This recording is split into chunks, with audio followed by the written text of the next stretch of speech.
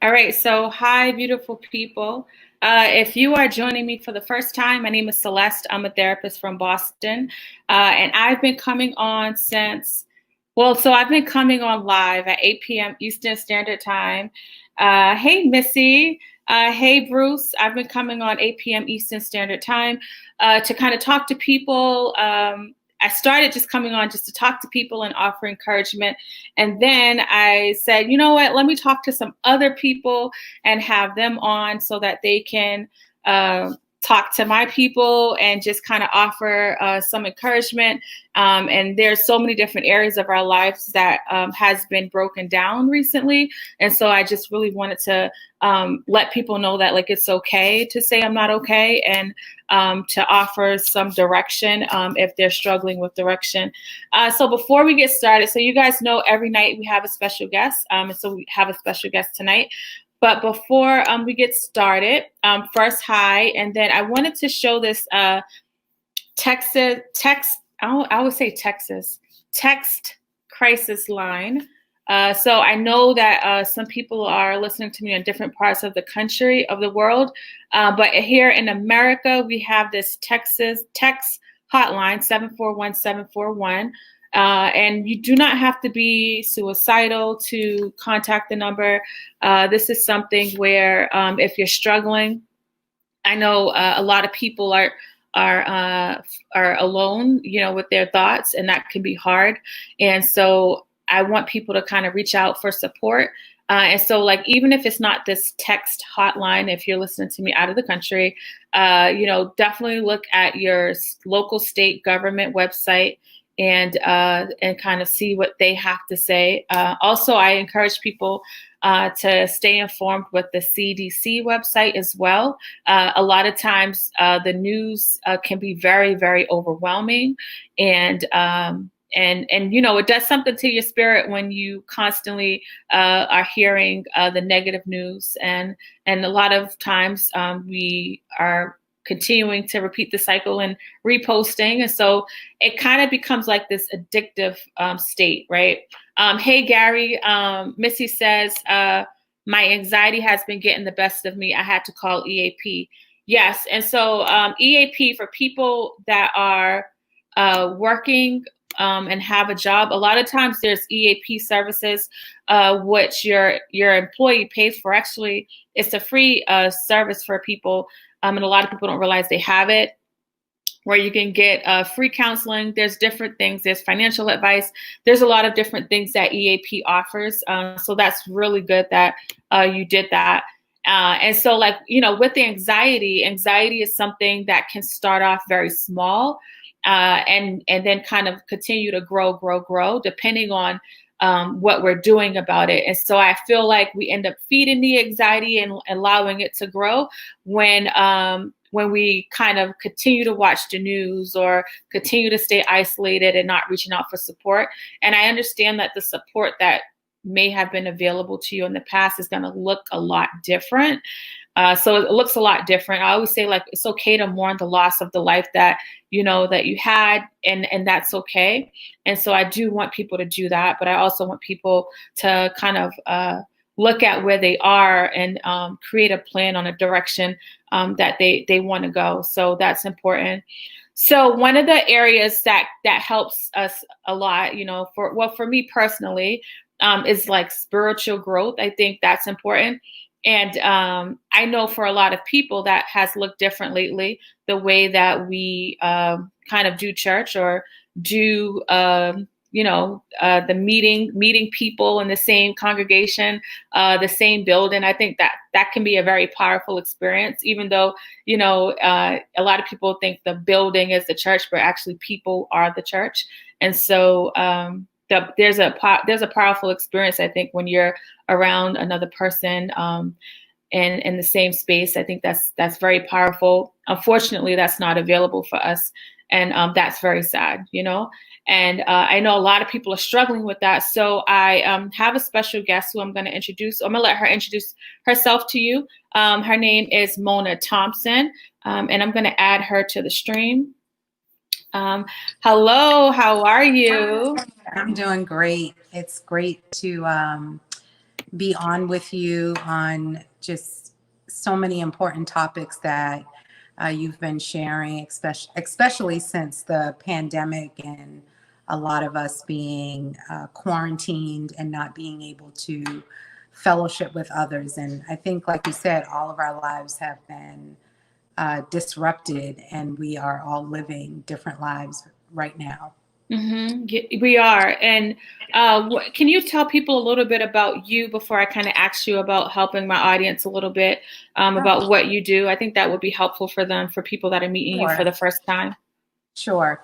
My name is Mona Thompson. I am the senior co-pastor, along with my husband, of Jubilee Christian Church. We have a church in Boston and a church in Stoughton.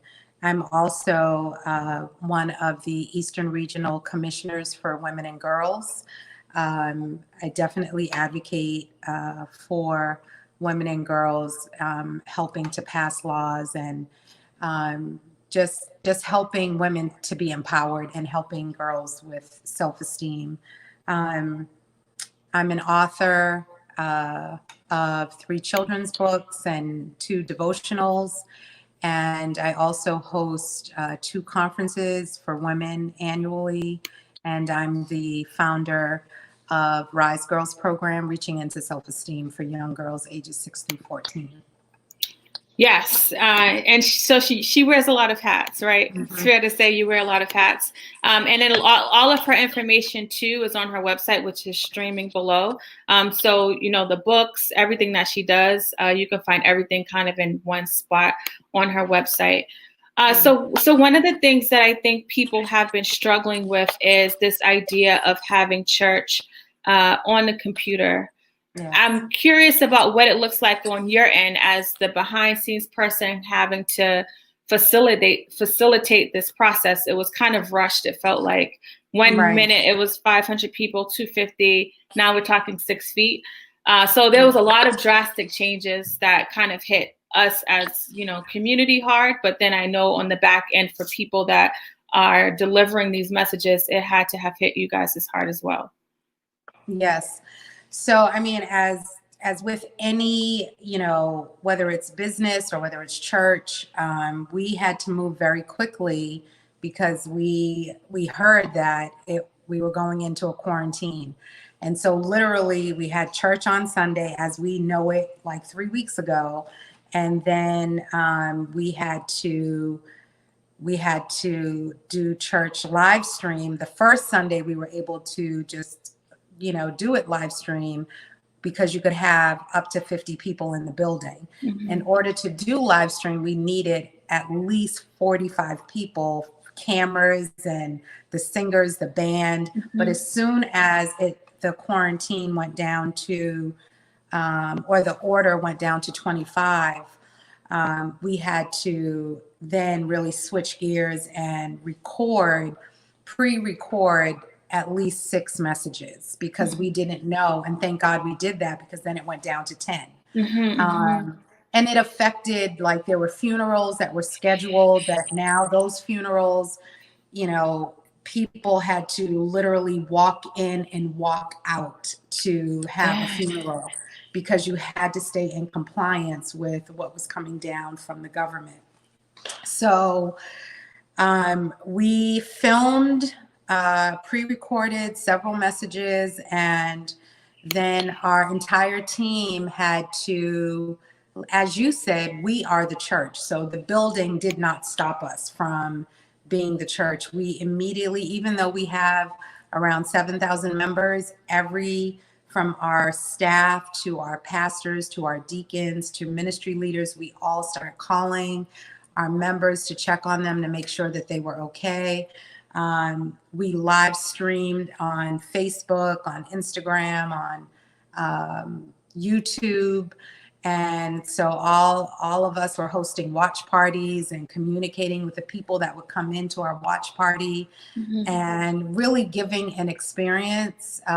Even though we were socially distant, we felt like we were connected through social media.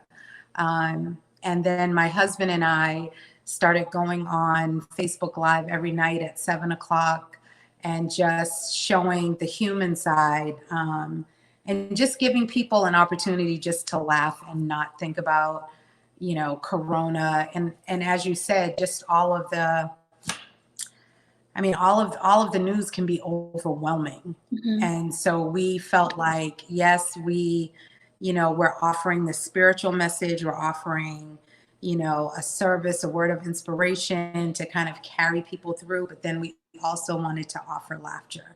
So that's kind of how we've been dealing with just the state that the world has found itself in. Yeah, that's good. I thank you for sharing that. It sounds like there was a lot of moving parts, but now things have been kind of settled on that. And what would you say to people that might feel like they're struggling, but they're not used to feeling this way because they've always held on to faith, and now that their spiritual journey looks a little differently because they're not going to prayer, to joy night, or the different nights with people? I think Right. that can cause you to waver a little bit in the way that you feel. What would you say to offer some encouragement for those people? Yeah. So what we've tried to do is take a situation that is abnormal and normalize it as much as we can. Yep. So we still do morning prayer online Oh, wow. every morning. It's from 6 a.m. to 7 a.m. Pastor Matt, my husband, he's doing morning prayer. It's amazing to me, not just because he's my husband, but he's asking people to comment so you feel like you're interacting. I mean, you are interacting when you comment. He's, put in people's names that you want us to pray for, prayer requests, testimonies. So that happens every morning, Monday through Saturday. So Monday through Friday, it's 6 to 7, and on Saturday, it's 7 to 8. I think for me, the other day I posted, I had to walk away from the news because I was feeling overwhelmed with all of the information, and now I'm constantly working from home. I'm still getting, messages from people, like really some grave situations are going on. And then we've, also had to deal with a lot of people that are dealing with mental health challenges because they're consuming all this news, and like you said, anxiety is overtaking them.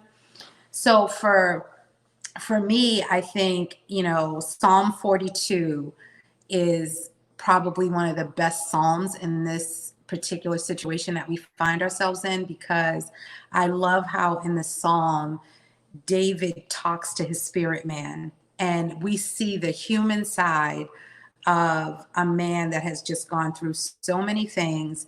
And he talks to his spirit man and he says, "Why is thou cast down, O my soul? Put your hope in God." And it's like, sometimes you've got to talk to like what you're feeling. And once you can, even if you can't identify it, it's like you can have the conversation with yourself, like, why am I feeling this way? And then the second thing that you can do is to talk to someone just to get it out. Because that's what happens is when we're left with our own thoughts, they just begin to escalate and they grow. And depending on how your imagination is, man, it can take you over. So I think really just trying to be in tune with yourself, and I was so glad you put the link up where you can text to get help. We've also added panel discussions to our church services online, because we also felt like, okay, yes, here's your faith, but then what are the practical things that you can do along with your faith to help sustain you in these times? I love that. And one of the things that you mentioned when you brought up the Psalms is, getting in tune with yourself, talking to yourself. I think that's powerful to do. But it does require stillness, right? It requires being mindful of the things that are distracting you or that you're replacing. So it could be anything, right? It could be food, it can be substances, it could be so many different things. It was more things available before the quarantine. I think now there's not as many things, but we can still end up trying to distract ourselves with that. But there is power in stillness. And one of the things too, if you don't have an actual person to talk to, writing down, getting a notebook from Dollar Tree or just paper and just kind of writing out your thoughts. There's something powerful about writing out your thoughts, because when they're in the sea of uncertainty, which a lot of us are feeling right now, it just allows that uncertainty thought to grow into something massive. Right. There's something that in Psalm 42, I love how it says this. These are the things I go over and over, emptying out the pockets of my life. I was always at the head of the worshiping crowd, right in the front, leading them all, eager to arrive in worship, shouting praises, singing thanksgiving, celebrating all of us in God's feast. And then it says, fix my eyes on God, and soon I'll be praising again. He puts a smile on my face. He's my God. When my soul is in the dumps, I rehearse everything I know of you. So it's almost like, when I read that, I think, I try to have like positive, like whether it's Bible verses or quotes, or I absorb myself with it, because all of us can struggle in this time of uncertainty of, what's going to happen. Can I go outside? Will I contract? Well, it's so much that you can be consumed with. But if you now begin to just have, positive quotes and phrases all around you, then it's like, I have on my wall behind me, it says grateful. And so whenever I see that, I just try to think of one thing that I can be grateful for. And that helps me when I don't have strength, because all of us can feel weakened, and you have to have things that you can look around that will just kind of absorb the negative energy that may be coming from the news or family members or whatever. That's really good. And being able to do what Mona's speaking of, I think it's something that we have to be intentional about.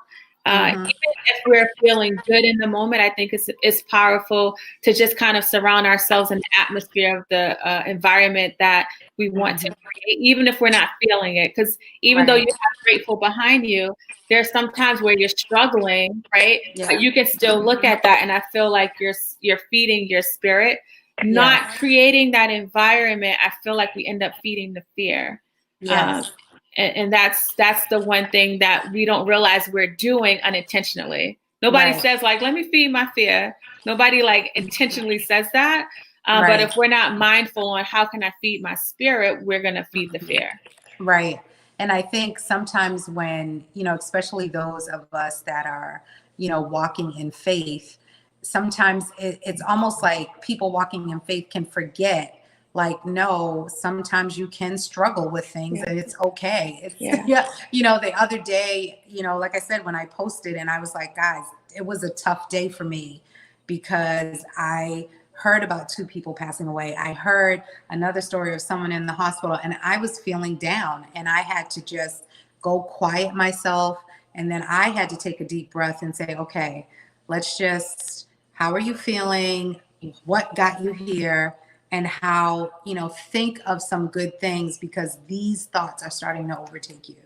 And I feel like, even, when my husband and I decided to go on live at 7:00 and just show 20 minutes of our family just having a good time. Some people were like, oh my gosh, how can you do this? And it's Corona. And it's no, we received so many messages from people.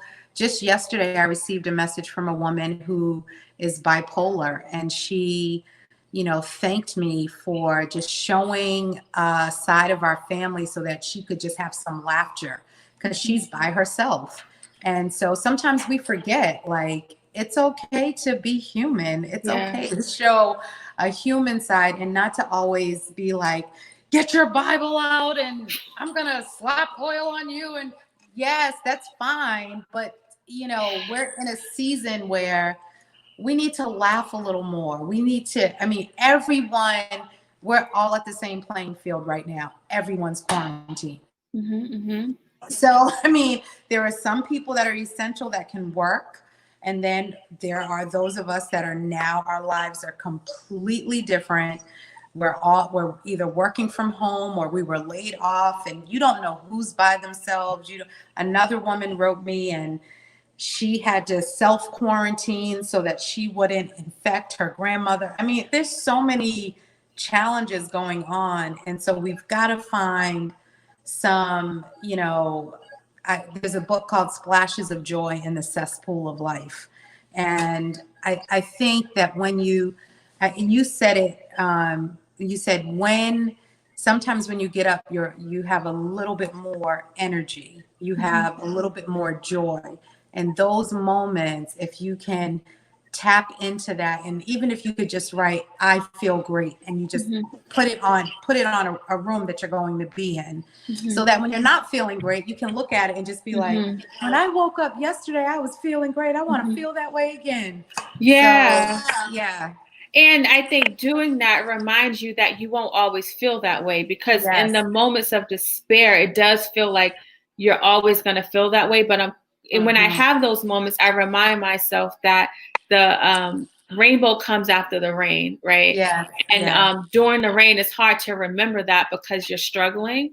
And so even though, like, for instance, you and your husband went on and did this thing, it's not that you are negating the struggles of the world, but you know that, like, trouble is not going to last always, but it's happening right now. And so thinking about what are the things that I have within my control, because the things that are happening outside of our home is not within our control. And that's the part that anxiety feeds off of, the what ifs, or the dwelling on the past, right? And not being able to be present. Being present, I want to acknowledge, is very challenging if it's not a practice that you've done before. It's not something that's easy. And I don't want to make it seem like it's an easy thing to be present. But there's actually a lot of power in being present, because your thoughts are not going to control you, right? You're going to be in control. Does that part make sense? Yeah. And I think the other thing too is, on Saturday, I was dealing with someone who was going through a bipolar episode, and they had the app CDC on their phone, and they were consumed with it. And so they were like, they couldn't go outside because what if they catch it? And so I just, patiently, like, talk them through it to say, well, yes, they're saying that you have to be careful if you go out, but also they're telling you to go outside and get some sun and do some walking. So sometimes these messages can be conflicting, but I think if we're patient with each other, then we can help those that are, struggling alone to kind of get over the hump so that they can make it. It's a difficult time, even people that are having to go to the hospital, and just get checked to see if they have any ailments. I don't know if you're like me in this way, but I had to stop watching the news because I would get like I had a ache in my back, and I was like, oh my gosh, I think, and I was like, calm down, like, turn the news off, take a hot shower, let the hot water be on your back, you're fine. And I was fine, but all of this information coming from all these different places, and your life is turned upside down because now you're pretty much confined to your house. Then it's everything is abrupt, and so we're all having to deal with it, and we're all trying to figure it out the best way possible. So I think just being patient with each other, staying in community. And, I personally think that at this point, if you use social media as a tool just to stay connected, if not to get information, but just to stay connected with people, it can be very powerful. That's true. So using it as a tool to stay connected, yes.